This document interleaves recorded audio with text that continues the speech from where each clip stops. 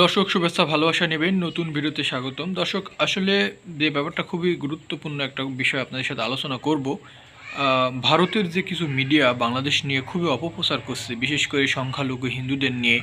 তারা দিনের পর দিন ঘন্টার পর ঘন্টা তারা কিন্তু বিশেষ করে রিপাবলিক বাংলা সহ কয়েকটি চ্যানেল মিথ্যা তথ্য দিয়ে বাংলাদেশকে ছোট করার চেষ্টা করছে, বাংলাদেশের মানুষের মধ্যে বিশেষ করে মুসলমান হিন্দুদের সাথে দ্বন্দ্ব বাঁধানোর চেষ্টা করছে।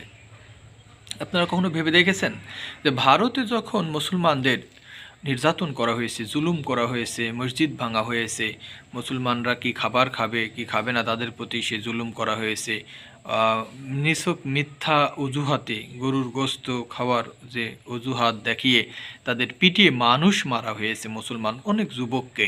এ ব্যাপারে কিন্তু ভারত তখন মানে কখনো মুসলমানদের সুবিধা, মুসলমানদের নিরাপত্তা নিয়ে কখনো করেনি।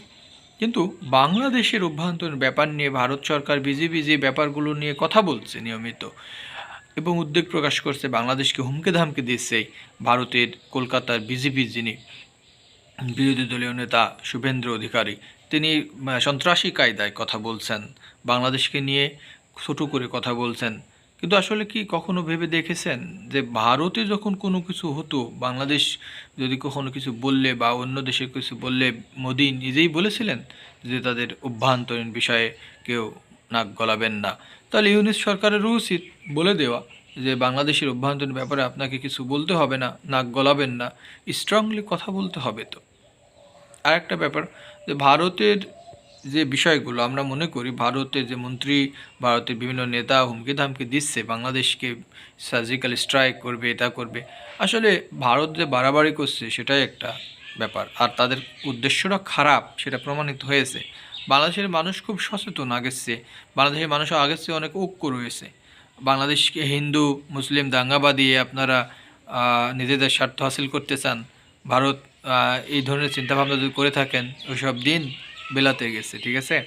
এখনকার দিনে এই ধরনের আপনার নোংরা, আগে বহু এরম পলিসি করেছেন, বহু রাজ্য দখল করেছেন, বাংলাদেশকে দখলে ষড়যন্ত্র আপনারা করেন।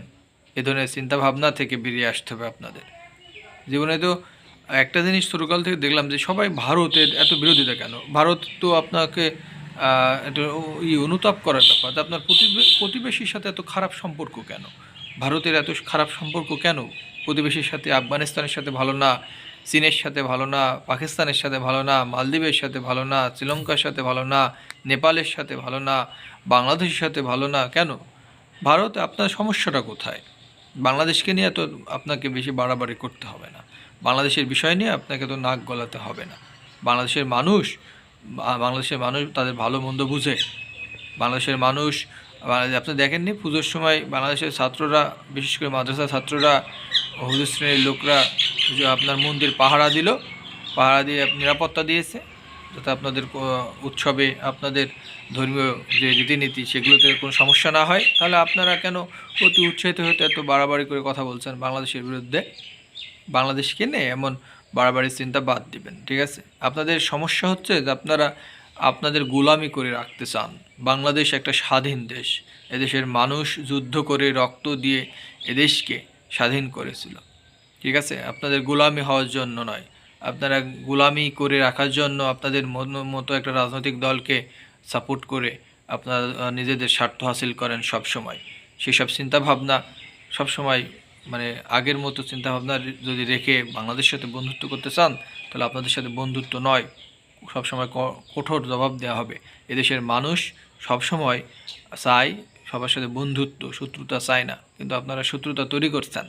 বাংলাদেশকে নিয়ে এত খারাপ চিন্তাভাবনা যদি থাকে সেগুলো দূর করবেন। বাংলাদেশের অভ্যন্তরীণ ব্যাপারে আপনাদের নাক গলাতে হবে না। ভারত, মোদি সে একদম হিন্দুর মানে সে আসলে হিন্দু কিনা তাও আমি জানি না, একজন প্রকৃত হিন্দু এমন হতে পারে না, সন্ত্রাসী। মোদিকে আমি সন্ত্রাসী বলি এজন্য যে তার কথাবার্তারা, তাদের নেতাদের কথাবার্তারা সন্ত্রাসী স্টাইলই বলে। যেমন শুভেন্দ্র অধিকারী, কলকাতা যিনি বিরোধী দলের এখন বিজেপির প্রধান, তিনি তো বাংলাদেশকে চাল ডাল এটা ওটা দেওয়া যেগুলো আসে ভারত থেকে বন্ধ করে দেবেন বলছে, হুমকি, গাড়ি ঘোড়া সব বন্ধ করে দেবেন। হ্যাঁ, শুভেন্দু অধিকারী আপনার মতো একজন মানে আবর্জনা মার্কা হিন্দু, যিনি ভারতের সবসময় কলকাতার মুসলমানদের নিয়ে বাজে কথা বলেন, আপনার মতো একজন হিন্দু মালায়ন মনে হয় আমাদের এমনি দেন বাংলাদেশকে, বাংলাদেশের টাকা নিয়ে তারপরে আপনি জিনিস দেন। বাংলাদেশ যদি আপনাদের জিনিস না কেনা মানে কেনা বন্ধ করে দেয়, তা আপনাদের জিনিস কোথায় দিবেন? অর্থনৈতিক সংকট আপনারাই পড়বেন, ঠিক আছে? বাংলাদেশের মানুষ, আপনাদের সাথে সুসম্পর্ক, বাংলাদেশের বহু মানুষ আপনাদের দেশে চিকিৎসার জন্য যায়, আপনারা টাকা নেন, এমনি এমনি না। আপনার দেশে উন্নতি হয়, আপনার দেশে প্রবৃদ্ধি বাড়ে। সুতরাং বাংলাদেশের চিকিৎসা বন্ধ করে দেবেন, আলু পেঁয়াজ দেওয়া বন্ধ করে দেবেন, এ ধরনের কি কথা? কোন পলিটিক্যাল নেতা সন্ত্রাসীর মতো কথা বললে এরা কিভাবে রাজনীতি করে? শুভেন্দু অধিকারী, লজ্জা থাকলে আপনার কথাগুলো প্রত্যাহার করে নেবেন। বাংলাদেশের টাকা নিয়ে তারপরে আপনার জিনিস দেন, এমনি এমনি তো দেন না। বাংলাদেশের মানুষ লক্ষ কোটি টাকা খরচ করে আপনার দেশে চিকিৎসা নিতে যায়। বাংলাদেশের মানুষ, বাংলাদেশে যথেষ্ট পরিমাণ ভালো চিকিৎসক রয়েছে, বাংলাদেশের চিকিৎসা সেবা উন্নত আছে, ঠিক আছে? আপনার দেশে না হলে অন্য দেশে যাবে, কিন্তু আপনার দেশে যে আপনার ভিসা বন্ধ করে রেখেছেন কার স্বার্থে বলেন তো? এর আগে তো বন্ধ করেননি, এখন কেন? স্পেসিফিক একটা দলের প্রতি এত আনুগত্য কেন? গোলামি করে রাখতে চান বাংলাদেশকে সব সময়? এই ধরনের চিন্তাভাবনা দূরে রাখবেন। বাংলাদেশকে নিয়ে সব সময় আপনারা তো নিজেদের একটা স্বার্থ উদ্ধার করেছেন, বাংলাদেশের সব কিছু লুটে পুটে নিয়েছেন। যেমন সাবেক প্রধানমন্ত্রী শেখ হাসিনা বলেছে, ভারতকে এত কিছু দিয়েছি যে তাদের মন ভরে গেছে। তার মানে কি বোঝায়? আপনারা এমন কেন? এত নির্লজ্জ দেশ, কোনো প্রতিবেশীর সাথে আপনাদের নেই, সম্পর্ক নেই, ভালো সম্পর্ক রাখতে পারেন না। ভারতের লজ্জা থাকা উচিত। আফগানিস্তান, পাকিস্তান, চীন, নেপাল, মালদ্বীপ, শ্রীলঙ্কা, বাংলা সবার সাথে এত সম্পর্ক খারাপ এমন কেন? প্রতিবেশীদের সাথে আপনার সম্পর্ক এত বাজে কেন?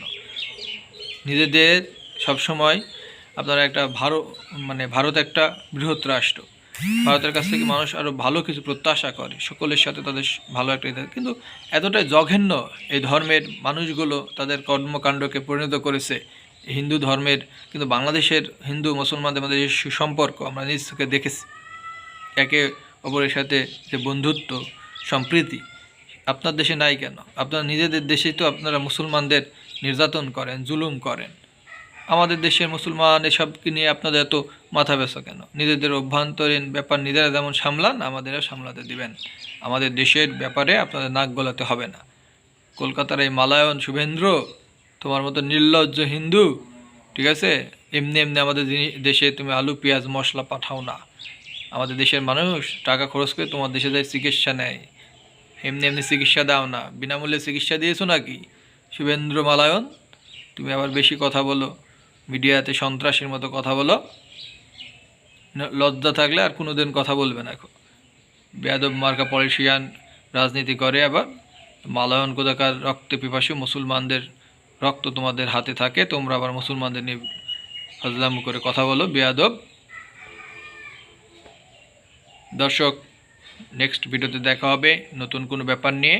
আর একটা কথা বলবো, সেটা হচ্ছে রিপাবলিক বাংলা যে সকল সাংবাদিক চাকরি করে, এরা এদের জন্ম সম্পর্কে আমার সন্দেহ রয়েছে।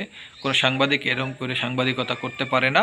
রিপাবলিক বাংলা সাংবাদিকরা ডাস্টবিন, এদের ডাস্টবিনেও এদের জায়গা দেওয়া উচিত না। এটা এত নোংরা, সবসময় প্রত্যেকটা সেকেন্ডে আমি দেখেছি, প্রত্যেকটা ভিডিও ওদের প্রায় দেখি, এরা প্রত্যেকটা সেকেন্ডে মিথ্যাচার করে বাংলাদেশকে নিয়ে, বাংলাদেশে মুসলমান হিন্দুদের মধ্যে দাঙ্গা বাঁধানোর জন্য।